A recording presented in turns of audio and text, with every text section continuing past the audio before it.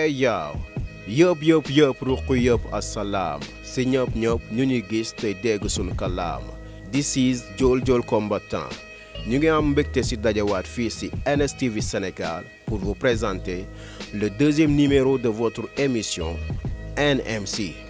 Nous sommes à Thiaroye pour retrouver un artiste hors pair, plein de potentialité, que je respecte beaucoup. Il se nomme Man J. Man J, what up?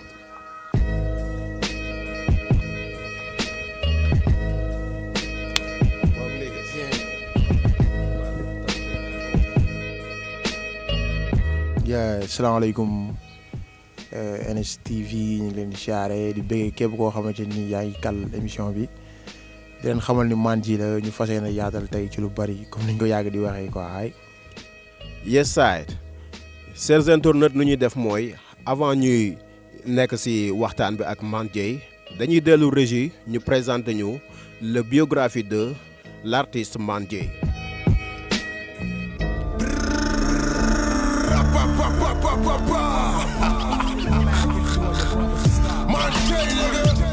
salaamaaleykum yéen ñi safoo NSTV Sénégal suñu gan gi ñu am tey mu ngi wuyoo Man J moom mile Man J di ab rappeur bu juddoo fii ci Ndakaaru ci atub 1991 mu ngi màggee fiile ci diwaanu Thiaroye tàmbaleem bëgg rap mu ngi ko jaarale ci rappeur bi mu doon déglu di Fou Malade rap bi mu njëkk a rap sur scène mu ngi ko amaloon fële ci seen collège mais ci texte rappeur bi di Fata ginnaaw loolu rappeur bi di Man J mu ngi gën di wéy di gën di bëgg hip hop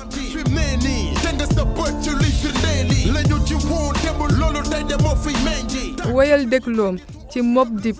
Akon Onyx ak M.O.P waaye loolu yëpp yaayam musul d'accord ci mu def lii di rap ndax jël na lii di ay kasetam yëpp dajale ko daal di koy taar ci atum 2010 Man J commencé di participer ci ay concours ak ci ay émission télé jaare fa sax ba créer ab groupe moom ak ñaari xaritam kii di Nestor ak Bibliothèque groupe ba mu nga tuddoon Soldaaru Ghetto bi ci groupe boobu sax la bindee première texam en 2011 mu fekki groupe boobu di Raw Street ñu ànd ci concert yu mag ak ci festival yu mag bu ci mel ni Festa 2S ak le Show of the Year ci atum 2015 Man J dem ca diwaanu Maroc ci lu ñu bëri yëgul ndax ñu ngi ko doon xaar fële ca Grand Théâtre ci benn concert bu mag waaye après at Man J expliqué na lu tax mu demoon ci benn morceau bu mu enregistré fële ca Marrakech décembre 2019 Man J ñëw génnee premier projet am en solo mu ngi ko tuddee DNKN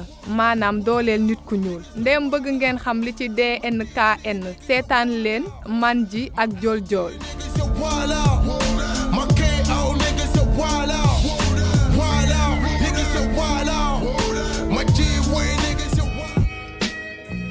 Mais Man J je pense bien que suivre nga biographie bi mais boo déggee ñu koy nettali lan la lay def. Ben voilà question bi nga posé am na solo trop donc voilà parcours la boo xamante ne def nañ ko comme ni nga ko laajee bu ñu gisee ko koy nettali bon ça nous fait plaisir parce que dañuy xam ni en fait c'est nous quoi ñun ñoo def lii quoi tu vois un peu donc ñun ñoo jaar fii yëpp ñun ñoo def loolu lépp uniquement pour. bëgg a accéder wala bëgg a accès ci benn certain niveau ci benn niveau bëgg dara bëgg def dara donc voilà quoi ça peut nous faire que plaisir tu vois donc voilà am na yeneen yu ñëw yokkaat yi yu gën a métti wala yu gën a kawe quoi inchallah. ok Man J on a vu que ni la plupart ci underground bi bu ñuy fël à part les freestyle yi nga xamante dañ koy balancer dañuy commencer ci génne mixtape pour mën a yéeg. mais yow on a vu que yow da nga tànn LP def ci 15 titres LP boo xamante ni au vrai dire mën nañu wax ni ci dayoo album la nekk quoi pourquoi le choix de sortir un LP. waaw question bi am na solo parce que tamit bon man personnellement nit laa boo xam ne bëgguma di topp quoi tu vois bëgguma di def lu keneen def ba pare wala kii def na lii xaar ma def lii donc loolu premier point le deuxième point tamit xam nga pourquoi ñu war fi liggéey. temps bi ngay def ci temps bi ngay def pour man temps bi ngay def ci mixtape wala di ko def ci benn EP temps boobu rek ngay def ci album quoi vous voyez un peu donc après différence peut-être nombre de titres lay doon mais son la mix bi nga ci bëgg nga ci moom ngay bëgg fële master bi ngay bëgg fii ngay bëgg fële donc looloo waral ñu génnee album teg ko parce que aussi bon précision ci LP album même chose la quoi tu vois LP mooy long play mook album ñoo yem parce que boo xoolee nombre de minutes yi kay di jël noonu nombre de minutes yi la kële di jël 50 à 60 minutes dina compliqué tout parce que Sénégal am culture boobu large vie trop quoi gars yi pour ñoom LP du album dafa mel ni nga ne EP ni maxi EP mooy maxi tu vois donc noonu la demee ñu génne album bi teg ko tamit voilà quoi comme ni nga ko waxee ku ko jënd déglu ko di nga xam ne ci dayoo boobu lañ ko liggéeyee parce que on a essayé de mettre tout dedans quoi ku nekk mu jël trouvé boppam. ok LP dayoo album la comme ni ko gars yi déggee je pense bien que ne aussi dina servir leçon pour génération bi quoi mais aussi gis nañ ni l'album ñu ngi ko titré DNKN maanaam doole nit ku ñuul su titré ko Black Power lan moo ko animé ba album bi war a tudd DNKN. waaw comme ni ma ko waxee comme ni ma ko yàgg di expliquer tamit bon ñun ñoo dem ba def constat bi xam ni ñun ñoo mën a développer suñu bopp ñun ñoo mën a waxal suñu bopp ñun ñoo mën a xeexal suñu bopp bon quand je dis xeex waxuma raak physiquement quoi mais je parle ça ci côté psychologie mais tamit d'une manière pacifique tu vois un peu des fois gars lay poser question ne la woy est-ce que du faiblesse d'une part non du faiblesse parce que rarement ngay gis nit ku ñuul xooxatal keneen ku dul moom quoi c'est très rare wala bu dee am na sax ñun li ñuy dund injustice moo ëpp ñun la ñuy xañ parce que dañu noir ñun la ñuy tere accéder ci yenn postes yi parce que dañu noir ñun la ñuy yàqal suñu liggéey parce que tout simplement suñu couleur moo ñu ko teg quoi donc léegi nag jot maanaam loolu noonu yow pour nga génn ci foog nga dooleel sa bopp su ma nee dooleel sa bopp mooy damay ñëwaat aussi ci côté psychologie bi foog yow nga xam ni donc il te faut vraiment nga cravacher foog nga rayante pour am lenn li foog nga jaayante pour taxaw ci podium yi ñeneen ñi di taxaw voilà tey dama koy faral di jël boo jëlee le cas de Sadio Mané c'est un exemple parfait pour jeunesse bi yëpp quoi voilà gars yi dañuy cor say tànk mais teewul à chaque fois yow xam nga ni ngay def ba relever wu quoi ba jugaat taxaw donc moom noonu lay def à chaque fois ñu koj ko fële mi ngi rayante mi ngi koy prouver à chaque fois ci terrain bi donc moom noonu mu koy prouver ci football bi ñun artistiquement noonu lañ ko war a prouver donc tamit kon jot na ñun ñu waxal suñu bopp bi loo dabul ci mag ñi da nga koy dàq ci xale yi donc jeunesse bi dañ ci am wàll donc man je me suis beaucoup plus concentré ci jeunesse bi xamal leen ni ñoom ñoo war a jël seen suba en main ñoom ñoo ci war a mën a génne seen bopp quoi donc loolu esprit bi loolu la. ok mënuñu romb te duñu xool la jaget parce que jaget bi gis nañ ni am na différence par rapport ak tey fii move bi toll quoi parce que léegi dañuy gën a gis ni parfois sax si jaget yi da ngay gis ni est-ce que gars yi sax di si côté mode bi la ñuy gën a incarner quoi maanaam comme ay mannequin wala genre affaire yooyu mais on a vu benn tendance boo xamante ne man ji def na ko mu ñuy delloo si ñoom Malcolm X wala keneen ak keneen en même temps yëkkati bras bi mais man li ma si xaw a jaaxal mooy je l'ai vu moom mu def ay noir fumé so noir fumé à chaque instant ñu ko doon gis dañ doon gis si ay aspect quoi si ay aspect par exemple daw poussière bi wala daw lumière naaj bi mais aussi pour sakket say bët quoi lan moo làqu si verre yooyu noonu maa ngi tàkk. bon verre yi ñenn ñi dañ koy booleeg concept wala contexte dooleel nit ku ñuul bi mais boobu verre yi moom ku xam maan ji yàgg nga ko xam ak verre dama ko tàmb ba kéemaan la quoi tu vois dama koy tàgg fu ma toll donc aussi bi ñuy def shoot yi aussi dañ ko takkoon te simmi woon nañ ko sax mais après bon photographe moo la tagal verre yi ñu xool mu tagg donc aussi voilà quoi bi ñu ko takkee aussi am nañ ci liñ ci bëgg tu vois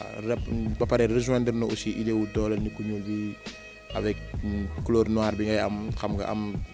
lumière bi tapé ci kanamu artiste bi et tout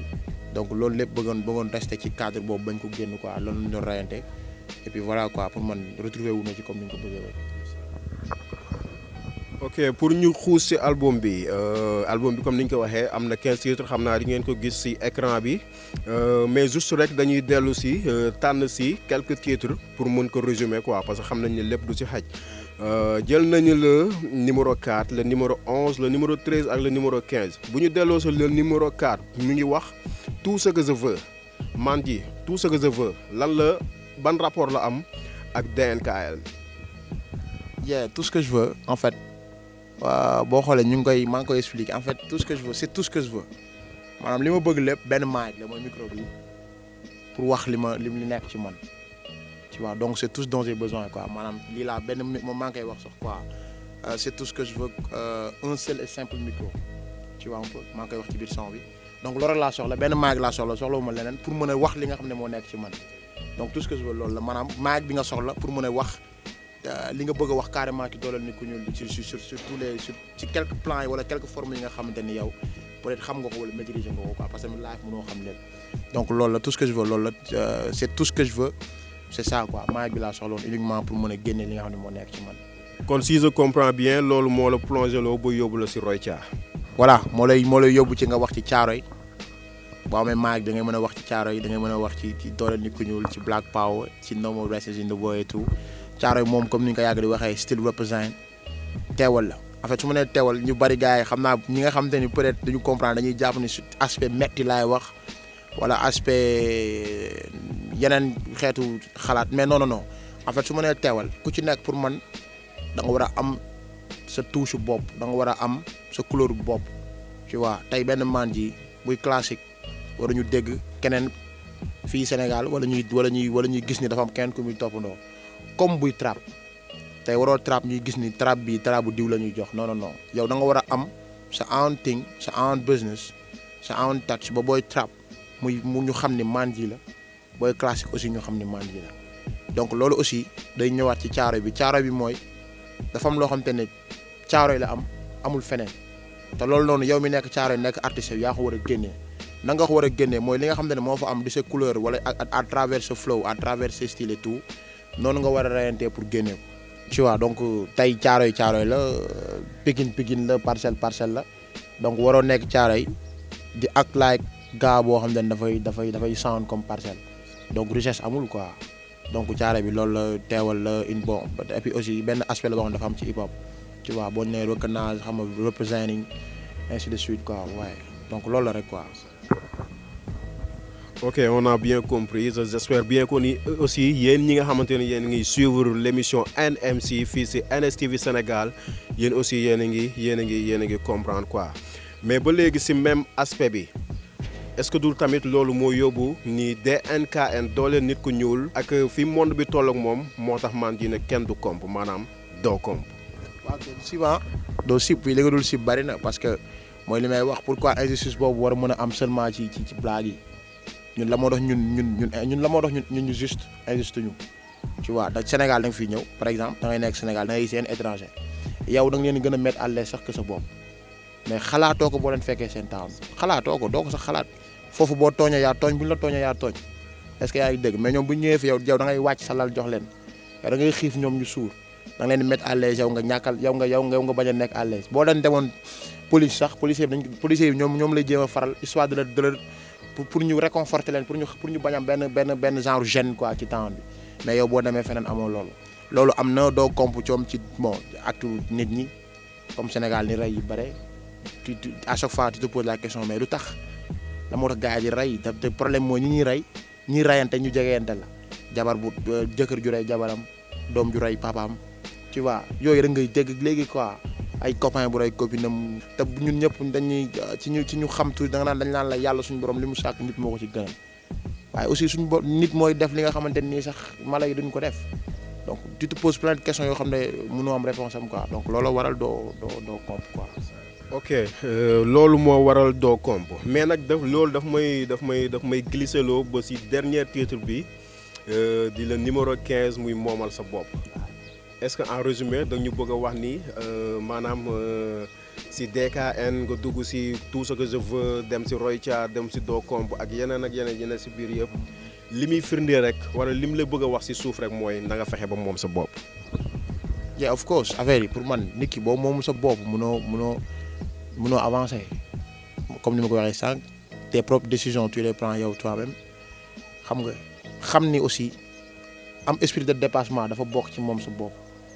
moom laay wax ci biir sound bi do you know how many years la ñu jàpp noot gëmloo ñu lu nekkul pare tëju job suñu am mënatuñ ci jot xam nga maam daan na wax naan xale warul yor ndax fii ko yorul ñàkk cër maa ngi sa bañuy door en fait maanaam ñaata yoon la Occident bi ñëw gëmloo ñu lu nekkul te moom bu delloo day liggéey gars yi tey da ngay gis da ngay xool dëkku nasaraan yi yow ci te demande kañ ngay accéder ñoom fii ñu accéder parce que ñoom ba nay liggéey yow liggéeyoo yaa ngi desoon ci leneen yaa ngi desoon peut-être ci aada ak cosaan mu gëmoo woon ni liggéey moo la war a mën a yóbbu fenn fii moom mi daan ñëw di la gëmloo ay seetu ngay jox sa doom di la jox mokku doom nga jox sa doom tu vois un peu ndaxte boobu moom mi ngi doon dox sa kaw donc loolu lépp tey dafa dem ba ñun ñu àgg ci war a moom suñu bopp moom suñuy décision moom suñuy kàddu moom la gars yi di wax souveraineté dafa dem ba dafa àgg ci loolu te ñun ñëpp ñu maasandoo xam ko donc pour man boo moom sa bopp moo lay yóbbu ci nga gis nit di ko yéene mu dee moo lay yóbbu ci ngay rayante moo lay yéene ci ngay yéene nit lu bon parce que yow tu t'es pas yow amagoo freedom boobu quoi psychologiquement léegi nag boo ko amee moo lay yóbbu ci lu xew da ngay xam ne suñu borom moo ko dogalee nii doo yéene kenn lu bon da nga yéene ñëpp lu baax loolu léegi mooy ñëwaat ci yow moo la ñuy wax ni yéene bal teg sa ni ñu ko dóoree noonu lay dal si waatee ci waa donc yooyu yëpp dafa dëxëñuwaat ci biir moomal sa bopp donc nit ki foog nga am freedom boobu ba ci musique sa liggéey ci lépp pour mën a voilà quoi pour mën a am lenn li quoi. Yes, j'espère que vous avez bien compris le décortique de Mandji. J'espère bien que aussi dina leen permettre aussi ngeen dem def le tout pour am le projet. Donc j'espère bien que ni am na plein de sagesse, plein de comment dirais-je encore jàngale boo xamante ni mi ngi si te defe naa ni wéy la boo xamante ne képp ku si tegu rek dina la jëriñ bu baax a baax mais Mandji bu ma la waxee discipline hip hop sa xel si lu muy dem. discipline hip hop bon sama xel ci li muy dem mooy bon MCing DJ rap break dance graffiti sama xel ci loolu lay dem wala boog foofu rek la ñuy jaar pour dugg si rubrique bii ñu tuddee discipline hip hop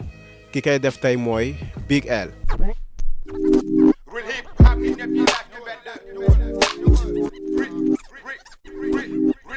Salaamaaleykum guys waaw tey bon boo nañu partagé ak yéen si hip hop lan mooy hip hop lan mooy source bi déjà si suñu xam-xam bu gàtt déjà pour wax hip hop foog ñu dellu si jamonoy 1960 pour yéeg quoi pour mu gën a gàtt parce que gis nañ ne aux États-Unis amoon na benn moment boo xam ne black people yi doon nañu révolutionné ay gars yu mel ni Malcolm X ay gars yu mel ni Martin Luther King ak ay Black Panther movement mais gis nañ ne black people yi commencé woon nañ am doole di révolutionné gars yi dem ba am ak problème ay ñoom Malcolm X gars yu assassiné Malcolm X en 65 février 65 ñu dem ba 68 tamit gars yi gisaat ñu wàccee ñu éliminé waat seen beneen leader bu ñu naan Martin Luther King États-Unis commencé jaxasoo surtout New York black people yi commencé dugg si drogue ñii di côté position bi agression bi affaire de violence kenn joxatu leen respect kenn xamatul maanaam ñoom si yan fànn la ñu bëgg a dem positionné pour gën a avancer quoi te loolu yëpp ñëpp xam nañ ne white people bi ñoo doon def loolu quoi dem na balaa fee ñoo amatuñu sax fu ñuy dem pour di dem di am seen divertissement wala di kii affaire yooyu parce que amoon na benn musique yi fa gënoon am doole muy ay disco ay funk loo xam ne peut-être blanc yi tamit ñoom ñoo si doon gën a di concentré wu. bon il y avait un jour mu nekkoon si benn mois d'août benn femme bu ñu naan Cindy Campbell kooku moom mooy sœuru Clive Campbell bu ñu naan Kool Herc moo doon feete benn fête boo xam ne feetu année scolaire la woon déjà ñu ngi doon waaj a dugg si année scolaire bëgg na feete fête bi mais xamul na la koy defee si la gisee frère am bi di Clive Campbell aka Kool Herc mu ne ko bon bëgg naa organiser benn fête ñu woo gars yi au moins ñoom fu ñu amee benn divertissement grand frère ne ko pourquoi pas après gars yi dem quoi si lañ demee fu ñu naan 5020 Sandwick Avenue foofu mi ngi nekk South Bronx si la gars yi dem Kool Herc dem li ñeenti foofu ba ñu defa benn block party quoi parce que bu ñu fàtte ne temps yooyu noonu block party la woon quoi si boîte yi si lañ ñoo dem pour am benn divertissement quoi ñu dem entrée bi ñaata la woon c'était ay 25 cents weccal la woon quoi góor ñi ay 50 cents quoi mu am benn kii yoo xam ne gars yi ñëw di commencé di bégee comme ni ñu koy waxee xam nga mooy fun bi xam nga gars yi di bégee quoi mais Kool Herc comme moom d'origine bi c'était un Jamaïcain bu ñëwoon biir New York ay origine am ay kii lañ ko ay Jamaïcain mais mi ngi woon biir New York fële ca South Bronx doon def mix yi lu sax mix yi parce que début bi dafa doon teg ay ñaari vinyle dafa doon teg vinyle yi di teg son di ko def ay échange quoi mais parfois dafa doon xaw a jël temps parce que gars yi dañ doon bëgg a fecc ci benn moment bi mu dem ba ci digg bi su animé de benn pause break am gars yu def benn géew di fecc quoi góor ak jigéen moo tax ñu tuddee break dance ñu koy def ñu tuddee leen b-boy b-boy cela veut dire break boy bii girl mu nekk break girl loolu moo tax ñu naan b-boy and b-girl gars yi di def seen benn danse boo xam ne doon la doon tamit quoi ci biir girl bi mais Cool chaque fois suy animé en plus dafay bëgg a def ay tos ñu nekkoon Jamaïque xam nañ ko maanaam comme ngay animé parfois di dugal say voix mais il y avait mënu woon pour muy gérer loolu day jafe mënu animé pare di dugal di lancer ay voix bi temps yi matu si demee noonu amoon na benn gars yi bu ko doon accompagner tout le temps bu ñu naan Coq la Rock kooku mën nañu wax daal bon mën nañ nga ko tuddee comme first MC bu njëkk nekk MC si live bi quoi parce que moom déjà moom la Cool doon serré mic bi su animé ba si kanam Coq la Rock dugal shout xam nga di bëggee public bi di wax ay put your hands up affaire yooyu nangam sangam xam nga di bëggee gars yi affaire yooyu bon mu gis ne lii c'est nice quoi léegi si la gisee Coq la Rock ne ko léegi bàyyil may animé yow ngay dugal shout yi quoi affaire yi boom am nañ déjà benn MC foofu bu juddu quoi break dance bi mi ngi foon déjà soo delloo ba si avant tamit graphe bi amoon na avant waaw amoon avant bloc party si avant bloc party di am doole noonu graffeur yi amoon nañ doole parce que gars yi mel ni Fab Five Freddy kooku super ndaanaan la woon si graffeur yi parfois dafa doon job si graphe train ba mu nice parfois train yi jóge New York dem si biir New York parce que am na ay fi ñu naan five borough quoi ay Bronx Queens affaire yooyu parfois train yi suñu bëgg envoyé seen message pour waa New York jot ko comme waa Bronx bëgg envoyé message si waa Queens jot ko parfois mën nga ko bind si train yi soo ko defee train bi si demee waa Queens dañu xam ne que waa Bronx am nañ leen metti léegi lii la ñu soxla wala léegi lii la ñuy kaas message bi di jàll quoi. Merci waa Régie mais aussi merci à Big L si rubrique bu am solo boobu j'espère bien que ni gars yi dinañ ci gën a jàngaat wala dinañ gën a bàyyi xel le hip hop li mu ëmb yëpp Man J dañuy continuer toujours rek si même lancé bi mais bii pas dañuy dugg carrément si astuce yi nga xamante ne moo nekk si projet bi quoi on a vu que ni Thiaroye képp ku ko wax da ngay gis ni ñoom authenticité bi moom la ñuy gën a prôné mais si biir projet bi gis nañ ni Man J daf si incarné deux choses yoo xamante ne mën nañ ni mooy l'authenticité ak west bi quoi pourquoi ce soir. bon question bi am na solo en fait pour man dama koy waxtaan foofu dama koy wax lu bari quoi man dama koy expliquer à maintes reprises mooy li may wax nit munoo ñàkk base mais sa ñàkk base aussi warul la mën a rey ci sa base quoi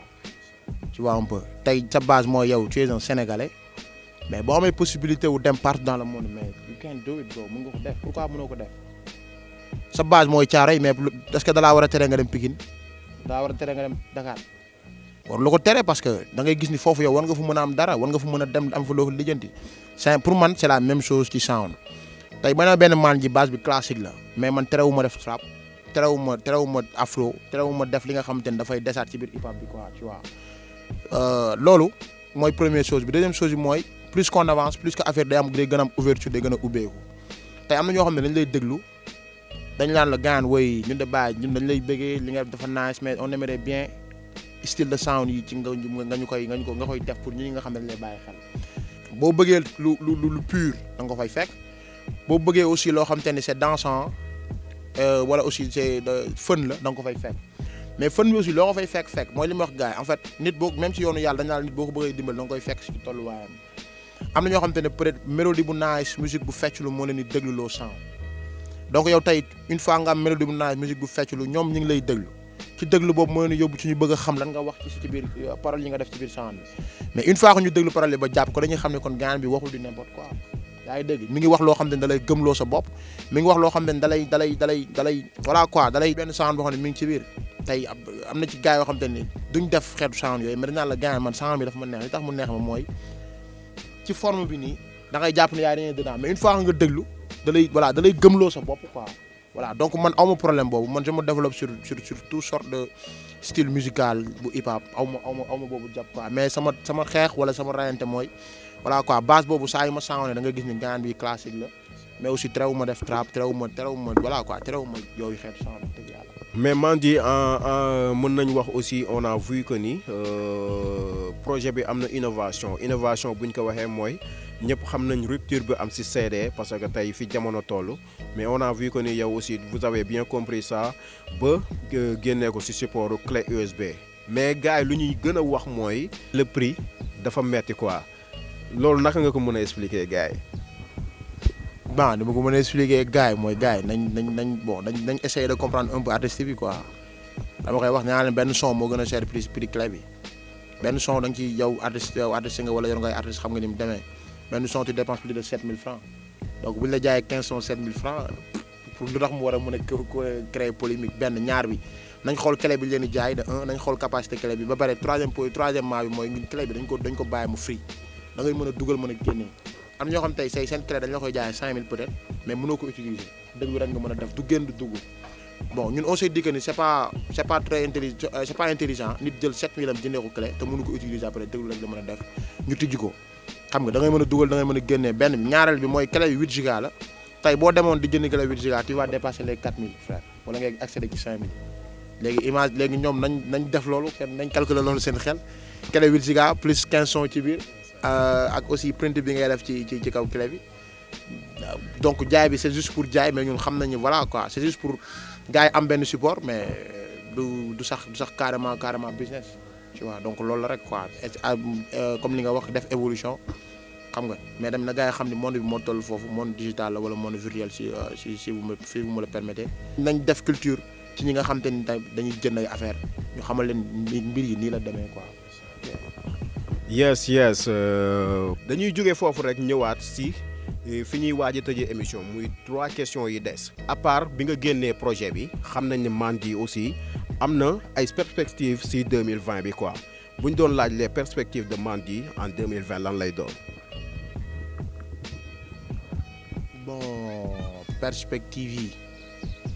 ci 2020 bi mooy comme bon génne nañ projet bi comme ni ko gars yi gisee 21 décembre passé bàyyi nañ gars yi benn temps d'écoute benn 1 mois pour may animateurs yi déglu xam nga pour boo leen toogee ci radio yi ñu mën a laaj yaatal ci lu bari comme ni nga ko defee tey après loolu song nañ média bi comme ni ñu ko defee rajo yi ci waa réseaux sociaux yi et tout pour gën a mën a développer ñuy ñëw léegi dina du yàgg dara nag comme ni ma ko waxee na gars yi dem abonné ci page YouTube bi na gars yi dem suivre ñu ci Instagram page Facebook beeg Mandy fépp Mandy la Mandy officiel et tout Mandy TV et tout na gars yi dem abonné parce que surprise ngi ñëw vidéo yeeg li ñu waral waajal lépp ñu ngi waajal ay events ñu waajal ay events yu bari wax dëgg yàlla mais bon comme ñun dañuy fonctionner noo xamante ni bu ñu jàpp lu dëgër dañ ko mën a communiquer donc buñ ci demee ba am ci confirmation yu leer dinañ ñëwaat vers vous ñi nga xamante ni tey ñu ngi suivre dañu ko te xam ni affaire yi ngi ñëw di gën a bari gën a kawe gars yi leen may dara. ok kon dégg ngeen ko ça veut dire que ni en 2020 Mandy dina def inondation par rapport ak fi game bi toll bu ma nee game nag pas game bi gars yi di dégg mais beneen game quoi mais juste rek Mandy bala ñuy tëj bëgg nañ xam wala bëgg nañ nga wax sa mbokk hip-hopeurs yi parce que yéen a bokk business bi ban lettre d'or nga leen di dénk des mots yoo xamante ne dina ancré wu seen mind ñu bàyyi si xel pour aaree ko le hip hop. bon they need to be real ah pour man il faut soyons vrai pour man c'est le mot quoi. une fois nga nekk vrai doo hypocrite nekk génn na ci yow ñàkk wax dëgg génn na ci yow def lul yow génn na ci yow soyons vrai looy def na nekk yow faut pas nga moo li ma wax sànq faut pas ngay toppandoo après ëllëg ak si biir mu lay jural ay gàllankoor ndax des fois da nga gis nit nii rek apparence bi nii nga am foo ko teg fekk nit boo duggee ci biir moom mi ngi ci yeneen business di ko dox. donc soyons vrais restons nous-mêmes faut pas que ngay forcer lu nekkul suñu nekkee maag yow gaañaan nga gaañanal koo xam ne gëw ma ko faut pas que ma forcer gaañanoo ak moom ndax yow pour man loolu la we need to be real waaw nañ soyons vrais pour man c'est le mot quoi waaye. mais bu fekkee dañu dem pour les Sénégalais vous êtes Sénégalais je pense bien voilà pour les Sénégalais. waaw mais sénégalais yi mooy li wax sànq nañ dëggu rek gars yi nañ dëggu quoi pour man moo ëpp solo nañ dëggu bu ñu defaat la moo tax ma war la mën a nuyu di la rey te gaw ma la xam nga pour man du dëggu quoi wala mën na la naaj na te dëgg na te naajasul c'est pas vrai nañ dëggu rek boo dëggoo rek man pour man boo dëggoo après lépp day génn boo dëggoo ñàkk nekk il faut mooy li ma sànq ñàkk nekk naa fekk mi ngi ci biir ñàkk wax lu dul dëgg mi ngi day génn ci yow donc nañ dëggu voilà ku ma gëm ki nga gëm koo gëmul gëmoo ko na gaa yi dëggu rek quoi ci la lépp nekk. yes sir chers internautes je pense bien que ni li duuf si nag bi yëpp xajul si cin li benn yoon mais ni ñuy def rek mooy di leen bàyyi ak émission bi comme mi ngi sur la chaîne YouTube de NSTV Sénégal na ngeen ko gën a cons te tamit go get it il faut ngeen dem jéem a jëndi projet gars yi parce que tamit liggéey bu yàgg lay doon liggéey bu metti lay doon te ku déglu waxtaan bi xam ne man ji artiste hors pair la te tamit ku am ouverture d'esprit la kon loolu noonu war ngeen ko mën a séddoo ak moom bu fekkee li ngeen di woote ni hip hop ngeen di dund ngeen fexe di am si projet yi li ñuy def rek mooy dañuy jaajëfal sunu caméraman di jaajëfal toute l'équipe de NSTV Sénégal mais aussi di jaajëfal Mandji mi ñu dalaloon tey di leen dig daje pour le 3e numéro de votre émission NMC.